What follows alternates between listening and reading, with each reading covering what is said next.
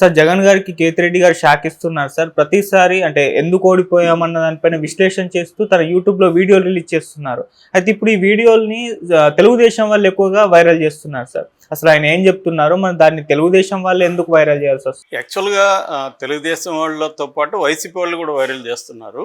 అంటే ఎవరికి కావాల్సిన పార్ట్ వాళ్ళు వైరల్ చేస్తున్నారు. ఓకే, సాక్షిలో ఒక పార్ట్ వస్తుంది, జ్యోతిలో ఇంకొక పార్ట్ వస్తుంది. ఇది మామూలే కదా, తెలుగుదేశం వైసీపీ లేదా కూటమి వైసీపీ రెండు శిబిరాలుగా మోహరించినప్పుడు ఎవరికి పనికొచ్చే పార్ట్లు వాళ్ళు చేయడం అనేది మామూలే. కాకపోతే రెండు కూడా జనాలకైతే అందుబాటులోకి వస్తాయి. సో ఏదేమైనా కేతిరెడ్డి మామూలుగా ఆయన గుడ్ మార్నింగ్ ధర్మవరంకి వెరీ పాపులర్. సో ఆయనకి అలవాటు ఉంది వీడియోస్ చేయడం, కాబట్టి ఇప్పుడు కూడా ఆయన చేస్తున్నాడు. బట్ ఇప్పుడు ఆయన గెటప్ కానీ అంతా మారిపోయింది, కొంత గడ్డం అది పెంచి కొంత సీరియస్ అయ్యాడు. అంటే బాగా హర్ట్ అయినట్టుగా కనిపిస్తున్నాడు తను ఓడిపోవడం అనేది. దాని నుంచి ఆయన కొంత కోలుకొని అసలు ఓటమికి కారణాలు ఏంటి, మనం ఇప్పుడు ఈ ప్రభుత్వంతో ఎలా డీల్ చేయాలి, ఈ విషయాలు తనకు అనిపించినవి చెప్తున్నాడు. మంచి చెడ్డ అనేది పక్కన పెడితే ఆయనకు అనిపించినవి చెప్పడం అనేది మంచిదే. ఆ రకంగా జగన్ కూడా అతన్ని ఏమీ అడ్డుకుంటున్నట్టు కనపడట్లేదు. జగన్ కూడా తన ఇతరుల అభిప్రాయాలను మనం ఇంతకుముందు డైరెక్ట్గా వినలేదు, ఇప్పుడు విందామన్నట్టుగానే జగన్లో కూడా మార్పు కనిపిస్తుంది. మొన్న కూడా ఆయన ప్రజా దర్బార్ నిర్వహించినప్పుడు అనేక మంది ప్రజలు లేకపోతే కార్యకర్తలు, సామాన్య కార్యకర్తలు, కింది స్థాయి నాయకులు అందరికీ టైం ఇచ్చి అందరితో మాట్లాడి వాళ్ళకి నమ్మకం కలిగించడం, అట్ ద సేమ్ టైం వాళ్ళ అభిప్రాయాలు తను వినడం, ఇది ఎప్పుడూ నాయకుడికి ఉండాల్సిన లక్షణం. అది 5 ఏళ్ళుగా అతను చేయలేదు జగన్. దాని ఫలితం ఇప్పుడు అనుభవిస్తున్నాడు. సో ఇప్పుడు ఎప్పుడైనా కూడా ఓటమి మనకు అనేక విషయాల్ని తెలియజేస్తుంది. అదేదో సామెత ఉంది కదా, గెలుపు నిన్ను ప్రపంచానికి పరిచయం చేస్తుంది, ఓటమి ప్రపంచాన్ని నీకు పరిచయం చేస్తుందని. అంటే మన చుట్టూ ఏం జరుగుతుందనేది ఓడిన తర్వాత కానీ మనకు అర్థం కాదు, గెలుపులో మనకేమీ కనిపించవు. సో అది ఇప్పుడు జగన్కి అనుభవంలోకి వచ్చింది, జగన్ ఫేస్ చేస్తున్నాడు.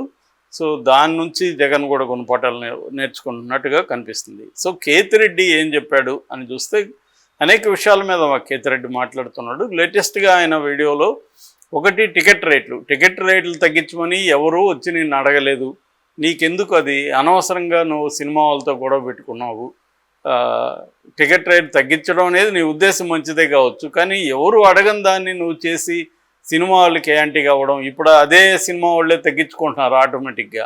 అప్పుడేమో నువ్వు తగ్గిస్తే నువ్వు యాంటీ అయినావు, సినిమా వాళ్ళందరూ నిన్ను యాంటీగా చేశారు, దానివల్ల వాళ్ళందరూ కూడా తెలుగుదేశానికి సపోర్ట్ చేశారు. సో ఇది అవసరమా అనేది ఆయన మాట్లాడాను. అది లాజికల్గానే ఉంది. నిజంగా కూడా జగన్ని ఏ ప్రజలు వచ్చి మాకు టికెట్లు రేట్లు ఎక్కువైందని అడగలేదు. ఎందుకంటే సినిమా కొన్ని రకాల వాటికి జనం ఎంత ఖర్చు అయినా పెడతారు. మామూలుగా నిత్యావసర వస్తువులు ధరలు పెరిగితేనే వాళ్ళు ఏడుస్తారు. చింతపండు, ఎర్రగడ్డు, ఆనియను ఇవి పెరిగితే వాళ్ళు, ఎర్రగడ్డ అంటే మళ్ళీ మా చిత్తూరు భాష, ఇది పెరిగితే మాత్రమే వాళ్ళు ఏడుస్తారు తప్ప లగ్జరీ ఇవి పెరిగితే ఏడవరు. మామూలుగా 3 kinds ఆఫ్ నీడ్స్ ఉంటాయి: లివింగ్ నీడ్స్, తర్వాత livelihood needs and life style needs.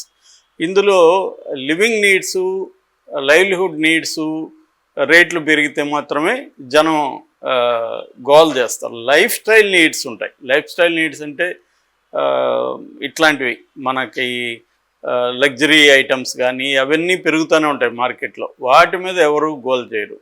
So ఇప్పుడు కూల్ డ్రింక్ 100 రూపాయలు పెట్టి రెడ్ బుల్ గిడ్బుల్ తాగే వాళ్ళు తాగుతూనే ఉంటారు. అది ఇప్పుడు 150 అయింది కాబట్టి రెడ్ బుల్ 150 అయింది నేను గొడవ చేస్తాను ఎవడు చేయడు. సో 150 అయినా కూడా తాగుతారు. అలాగా అదే మామూలుగా మనకి పాలు ప్యాకెట్ పెరిగితే మాత్రం ఫీల్ అవుతారు. సో ఇట్లా సైకాలజీ అది బేసిక్గా. అందుకని ఎవరు థియేటర్లకి రేట్లు పెంచిందని ఎవరు ఫీల్ అయ్యేవాడు, పోయేవాడు పోతాడు, పోన్నాడు ఇంకొక సినిమాకి వెళ్దాంలే అనుకుంటారు. అలా ఉంటుంది తప్ప దాన్ని గవర్నమెంట్ని అడగదు, అది తప్పు. అట్లాగే నా ఎస్సీ, నా బీసీ, నా ఎస్టీ అని, నా మైనార్టీ అని అన్నాడు, దాంతో ఓసీలు దూరం అయ్యారు ఇంకి అనే పాయింట్ కూడా కొంతవరకు కరెక్టే. ఎందుకంటే ఆయన జగన్ అన్న దాంట్లో కూడా ఏం తప్పు లేదు. ఆ వర్గాలను కూడా డెవలప్ చేసి ఇంక్లూజివ్ గ్రోత్లోకి తీసుకురావాలనేది వరల్డ్ వైడ్ ఎకనామిస్టులు కూడా అదే చెప్తున్నారు. కానీ దాన్ని తీసుకొచ్చే పద్ధతిలో జగన్ పొరపాటు చేసినట్టు కనబడుతుంది.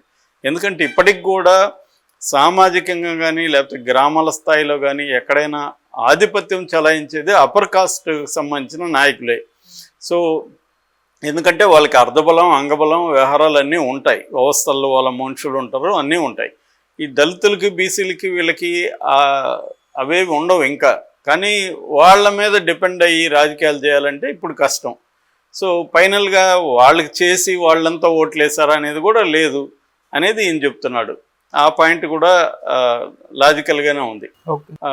సో అట్లాగే రేషన్ షాప్ ఉన్నదాన్ని నువ్వు తీసేసి వాళ్ళ ఇంటికే చేయడం అనేది వాళ్ళకు ఉపయోగపడి ఉండొచ్చు. కానీ అక్కడ రేషన్ షాప్ నడిపే అప్పర్ కాస్ట్ వాడే ఎక్కువ నడుపుతారు, లేదా ఆధిపత్యం ఉండేవాళ్ళు నడుపుతారు. వాళ్ళకి ఇప్పుడు కాలుతుంది, కాలి వాళ్ళు నెగిటివ్గా మారుతారు. వాళ్ళు నెగిటివ్ మారడం వల్ల ఆ ఏరియాలో ఆ గ్రామంలో ఓట్లని వాళ్ళు వేయనీయకుండా చూసుకోవడం అనేది జరుగుతుంది. ఇలాగా నువ్వు చేయాలనుకున్న అన్ని మంచి పనులు నీ కొంప ముంచాయి అనేది అతను ఓపెన్గా చెప్తున్నాడు. ఇదంతా కూడా వైసీపీ వాళ్ళు డీటెయిల్గా పెట్టకుండా ఎక్కడైతే జగన్ విమర్శించాడో అంతవరకే కట్ చేసి జగన్కి యాంటీగా కేతిరెడ్డి మాట్లాడుతున్నట్టు వైరల్ చేస్తున్నారు. నిజానికి జగన్కి యాంటీగా అతను మాట్లాడలేదు, జగన్ని పొగుడుతూ కూడా మాట్లాడారు అదే వీడియోలని. జగన్ మనకి అండగా ఉండాలి, మనం అందరూ జగన్కి అండగా ఉండాలి, జగన్ని ఇప్పుడు అందరూ టార్గెట్ చేస్తున్నారు, ఇటు ఫ్యామిలీలో టార్గెట్ చేస్తున్నారు, ఇటు రాజకీయంగా టార్గెట్ చేస్తున్నారు. వీటన్నిటిని అతను తట్టుకొని నిలబడడం చాలా చాలా కష్టం. ఈ సమయంలో మనం అందరం పార్టీకి జగన్కి అండగా నిలబడాలి. జగన్ ఇప్పుడు కూడా తెలిసి ఆయన ఎవరికి చెడ్డ చేయలేదు, ఆయన రాజకీయ విధానాల వల్ల ఇబ్బందులు అయ్యుండొచ్చు తప్ప పర్సనల్ స్థాయిలో ఆయన ఎవరికి చెడ్డ చేయాలని ట్రై చేయలేదు. సో కాబట్టి ఆయన్ని మనం నిలబెట్టుకోవాలి, అండగా ఉండాలి, జగన్ ఎవరికి కూడా హాని చేయలేదు అనేది కూడా అతను ఆ వీడియోలోనే మాట్లాడాడు. అంటే ఒక పార్టీలో ఉండి పార్టీ అధినాయకుడు కావచ్చు, పార్టీ పాలసీలను కావచ్చు, మనం ఓడిపోవడానికి ఏమేమి కారణాలు అనేది తను మాట్లాడుతున్నాడు. అట్లాగే తన ఆవేదన రాజకీయ నాయకులను మాత్రమే అన్ని సమస్యలకి మేమే కారణం అన్నట్టు ఎందుకు విమర్శిస్తారు, మిగతా వ్యవస్థలు లేవా, న్యాయ వ్యవస్థ ఉంది, బ్యూరోక్రసీ ఉంది, రకరకాల వ్యవస్థలు ఉన్నాయి కదా, మీడియా ఉంది, వీళ్ళందరినీ వదిలిపెట్టి సమాజంలో జరిగే సర్వ అనర్థాలకు రాజకీయ నాయకులే కారణం అంటున్నారు అన్న ఆవేదన కూడా ఆయన ఎక్స్ప్రెస్ చేశాడు.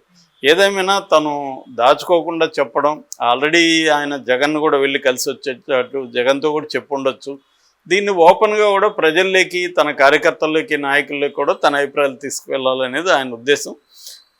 అదైతే నాకైతే ఏమి బ్యాడ్గా అయితే ఏమీ అనిపించలేదు. తన అభిప్రాయాలు తను చెప్పాడు, దాని మీద చర్చ ఎప్పుడు కూడా జరగాలి.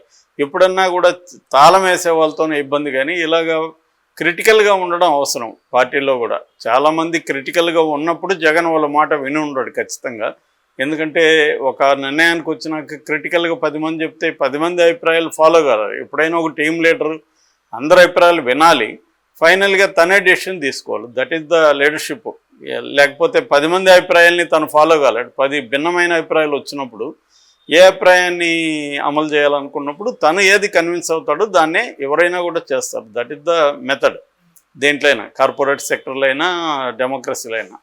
సో కాకపోతే తను ఇవన్నీ ఆలోచించకుండా వాటికి క్రిటికల్గా ఉన్న వాళ్ళకి ఎక్కువ టైం ఇవ్వకుండా, క్రిటికల్గా ఉన్న వాళ్ళ మాట విని చర్చించకుండా జగన్ చేశాడనేది ప్రధానంగా ఇప్పుడు వస్తున్న ఇది ఇప్పుడు జగన్కి అది హెల్ప్ చేస్తుంది తప్ప ఇటువంటి ధోరణి నష్టమైతే చేయదు. జగన్ ఇప్పుడన్నా అది వింటే అతను పొలిటికల్ పార్టీగా నిలబడతాడు. ఎందుకంటే తనకి ఇవాళ నేను అనుకోను లైఫ్లోనే this is the worst crisis. గతంలో ఉన్నా కూడా అతనికి ఫ్యామిలీ సపోర్ట్ ఉండింది, ఇటు మోడీ యాంటీగా లేడు, ఇవన్నీ ఉన్నాయి. ఇవాళ ఏంటంటే మోడీ యాంటీగా ఉన్నాడు. మోడీ యాంటీగా అంటే ఇతనితో ప్రోగా లేడు. సో చంద్రబాబు ఇదే సమయం ఇప్పుడు కానీ తొక్కకపోతే ఇంకెప్పుడు మనం జగన్ తొక్కలేం, మళ్ళీ జగన్ గట్టిపడిపోతాడు మళ్ళీ అన్న తెలుగుదేశం వర్గాల్లో అంతా విపరీతంగా ఉంది.